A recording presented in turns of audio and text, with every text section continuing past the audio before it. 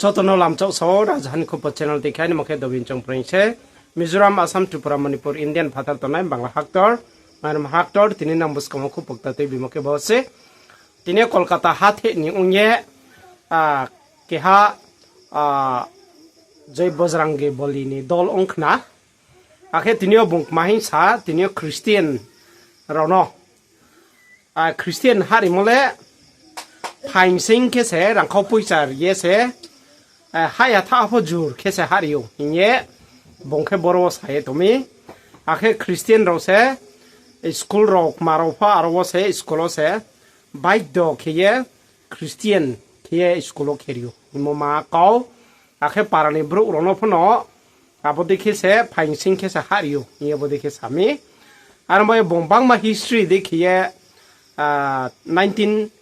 1925 century ro bodik 1925 bo dekhe century bon kaurok no bung sawo William Carey ni kaurok no bung sawo aram boye tinio sane ma kawke bose chumsi anma Christian missionary le alada se akhe tinio British company le alada se akhe British company rong ha no suson khemo abose akhe bo Christian missionary William Carey le abo tinio India was hason kheye side o ha tong pho wai bo William Carey songle juda omi brang pho sa borom sinyo kosla maya ya alumra wo brano phoklai ri phio anbai abo dekhe bobru hale history phono kaham khe sia nge chongo akhe boro bangma bung samo tongare pho je banglam chine ron nam chimene hema chongo na right san chinte paithe jara bini kau samono khna nen ba pandawa khnaye na le বোঝা যেত না যে হিন্দু নামধারী হিন্দুর বেশে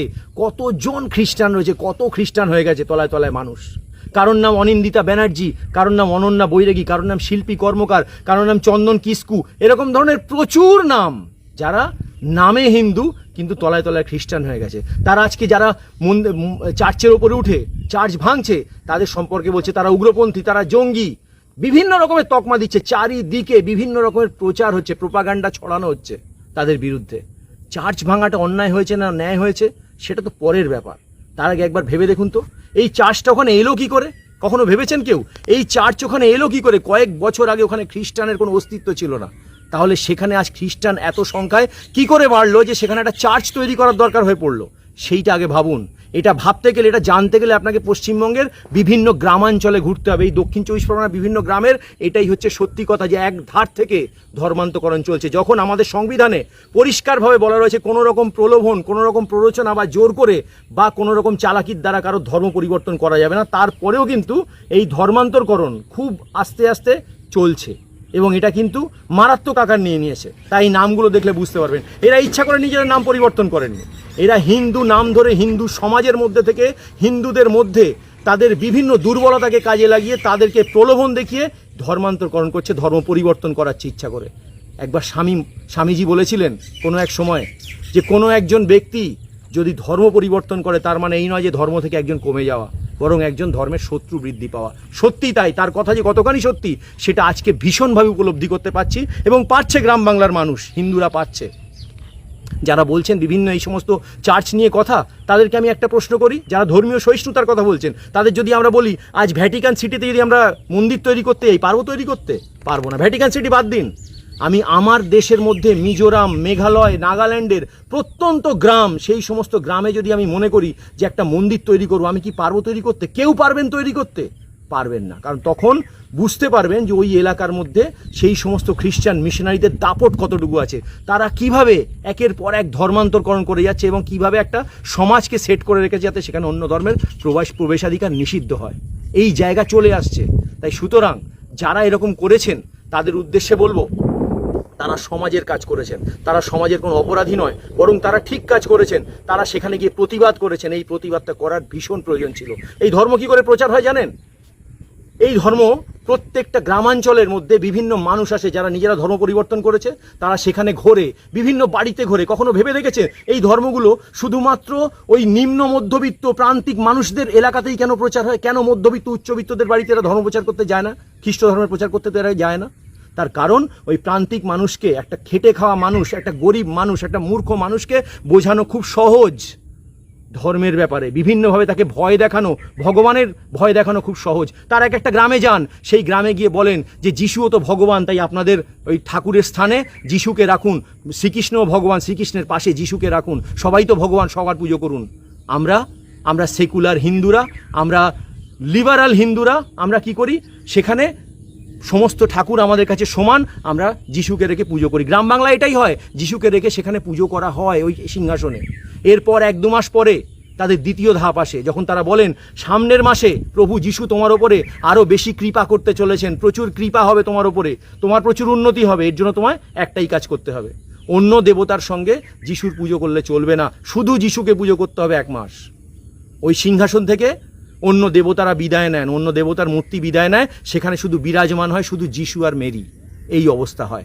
তারপরে সময় বুঝে, তার অবস্থা বুঝে, তার সামাজিক পরিস্থিতি বুঝে তাকে বিভিন্ন রকমের প্রলোভন দেওয়া হয়। সেটা চাল, ডাল, তেল, নুন, চাকরি, শিক্ষা, সমস্ত কিছুর প্রলোভন দিয়ে একসময় তার ধর্ম পরিবর্তন করানো হয়। এবং ধর্ম পরিবর্তন করানোর পরে তাকে আবার এই ধর্মের প্রচারের কাজেই লাগানো হয় আরেকটি হিন্দু এলাকায় তার আত্মীয় স্বজনের মধ্যে। এইভাবেই এই প্রচার চলে আসছে। এই প্রচারকে রুখে দিতে হবে গ্রাম বাংলার প্রত্যেকটা সচেতন নাগরিককে এবং প্রত্যেকটা ভারতবর্ষের বিভিন্ন হিন্দু সংগঠনকে এগিয়ে আসতে হবে এর বিরুদ্ধে প্রতিবাদ করতে গেলে।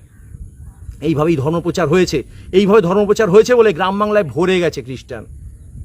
এর বিরুদ্ধে আসুন প্রতিবাদ গড়ে তুলি। যারা প্রতিবাদ করেছে, আমি এরকমও দেখেছি ধর্মপ্রচার, এই পাঞ্জাবের ধর্মপ্রচারে প্রচুর ভিডিও চারিদিকে ভাইরাল হয়েছে, যেখানে দেখা যাচ্ছে খুব হাস্যকর বিষয়, আমাদের কাছে হাস্যকর, গ্রাম বাংলায় কিন্তু হাস্যকর নয়। সেখানে ভিডিও দেখানো হচ্ছে যে একজন মেয়ে, সে নাকি সারা জীবন মানে 18 বছর 19 বছর ধরে সে চলাফেরা করতে পারে না, সে একটা হুইল চেয়ারের মধ্যে বসে বসে এগোচ্ছে এবং সেই হুইল চেয়ারে বসে এগিয়ে আসছে। কোনো একজন পাদ্রী তার মাথার ওপরে একটা কোনো পবিত্র জল ছিটিয়ে তাকে ছুঁয়ে দিচ্ছে, সে সেই হুইল চেয়ার থেকে উঠে লাফ দিয়ে নাচতে শুরু করে দিচ্ছে। এরকম ভিডিও দেখা গেছে। যারা এই সমস্ত ভিডিও দেখিয়ে মিথ্যের আশ্রয় নিয়ে এই ধর্ম প্রচার করছেন, আমার তাদের উদ্দেশ্যে প্রশ্ন যে কই করুন না পোপকে, আপনাদের পোপ ফ্রান্সিস, সে তো চলাফেরা করতে পারে না, হুইল চেয়ার ছাড়া সে তো নড়তে পারে না, তার জন্য হুইল চেয়ার ছাড়া এবং কোনো মানুষের সাহায্য ছাড়া তার দৈনন্দিন কোনো কাজকর্ম হয় না। সেই পোপ, খ্রিস্টান ধর্মের, খ্রিস্ট ধর্মের সবচেয়ে বড় ধর্মগুরু পোপ পর্যন্ত তাকে হুইল চেয়ারে চলতে হয়, তাকে কিন্তু কেউ ঠিক করতে পারেনি, তার গড, তার যীশু খ্রিস্ট তাকে ঠিক করতে পারেনি। তাহলে এখানকার কোন পাদ্রী কাকে ঠিক করে দিচ্ছে? এই ধরনের বুজরুকি দিয়ে মানুষকে ধর্ম পরিবর্তনে বাধ্য করা হয়। তাই আমি সমস্ত মানুষের উদ্দেশ্যে বলছি, যারা ধরা পড়েছেন, যারা এই কাজগুলো করছেন, ধর্মের জন্য, হিন্দু ধর্মকে রক্ষার জন্য যারা রাস্তায় নেমেছেন, তাদের পাশে থাকুন। তারা কিন্তু কোনো অপরাধী নয়, বরং তারা আমাদের ধর্মের রক্ষক। তাদের বরণ করে নিন, পুরো হিন্দু সমাজ যাতে তাদের বরণ করে নেয় সেই ব্যবস্থা করুন। Paksaha jauh tanah raja hani kubu cenang naya tanah no, rebus kam bijak tamai channel bapun nang tong ye tondi.